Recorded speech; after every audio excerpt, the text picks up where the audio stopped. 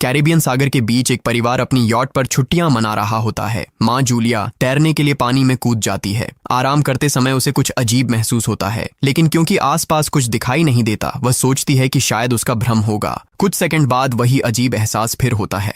इस बार भी कुछ नजर नहीं आता, लेकिन अब वह घबरा जाती है और यॉट की तरफ तैरना शुरू करती है। तभी अचानक कोई उसकी टांग खींचने लगता है और वह मदद के लिए जोर जोर से चिल्लाने लगती है। उसकी बेटी कैसी हेडफोन लगाकर म्यूजिक सुन रही होती है, इसलिए उसे कुछ सुनाई नहीं देता। पति टॉम और बेटा बेन मछली पकड़ने में व्यस्त होते हैं। जूलिया पानी के ऊपर टिकने की कोशिश करती है, लेकिन मुंह में पानी जाने की वजह से चिल्लाना मुश्किल हो जाता है। थोड़ी देर बाद टॉम को एहसास होता है कि काफी देर से उसने जूलिया को नहीं देखा। वह यॉट पर उसे ढूंढता है और फिर अपनी पत्नी को खतरे में देख लेता है। वह बच्चों को बुलाता है, यॉट को उस तरफ ले जाता है और पानी में कूद जाता है। जल्दी से जूलिया तक पहुंचकर उसे संभालता है और यॉट की ओर तैरता है। बच्चे दोनों को ऊपर खींच लेते हैं। परिवार जूलिया को संभालता है, लेकिन जूलिया खुद को समझाती है कि शायद लहरों की वजह से ऐसा हुआ होगा।